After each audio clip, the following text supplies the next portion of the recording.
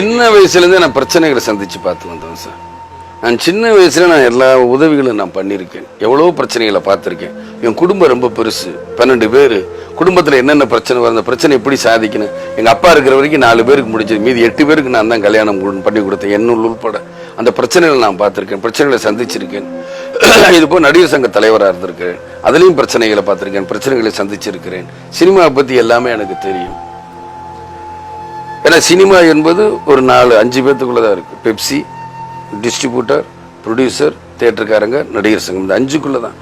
அதனால் இதெல்லாம் நான் பார்த்து பழகி போயிட்டேன் சார். அதனால் இதில் நான் வெறுப்படையலை, சந்தோஷமாக தான் இருக்கேன். ஆனால் சினிமா என்பது ஒரு துறை. இந்த துறையிலேருந்து அரசியலுக்கு போகும்போது இதை விட ஒரு 10,000 பங்கு நம்ம நிறையா பொறுமையும் நிறையா கற்றுக்க இழப்புகள் இதில் சம்பாரிச்சாலும் இழக்க வேண்டிய பல சூழ்நிலைகள் இருக்கு. அதெல்லாம் தாங்கிக்கொள்ளும் மனப்பக்குவம் இருக்கும் யாராக இருந்தாலும். அதனால் எனக்கு ரொம்ப ஈஸி. 3 குடும்பமாக இருக்கட்டும், சினிமாவாக இருக்கட்டும், அரசியலாக இருக்கட்டும், எனக்கு ஒரு பெரிய இஷ்யூ கிடையாது. இங்கே சுதந்திரமாக யாருமே வேலை பார்க்கறது இல்லை சார். இப்போ எல்லாம் நெருக்கடி காரணமாக பல்ல கடிச்சிக்கிட்டு ஏதோ காலத்தை ஓட்டிக்கிட்டு இருக்காங்க தவிர நல்ல அரசியல் நடக்குதுன்னு மாத்திரம் நீங்கள் நினைக்காதீங்க.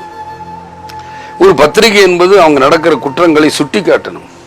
சும்மா அதெல்லாம் போக்கஸ் காட்டிக்கிட்டு இருக்காங்க எல்லாரும். அவங்களுக்கு தெரிஞ்ச அரசியல் அதான். என்னை சினிமா நடிகன்னு சொல்லிட்டு போகலான்ட்டு மக்களை கொள்ளையடிக்கிற அரசியலாக பண்ணிக்கிட்டு இருக்கிறாங்க. அது தப்பு.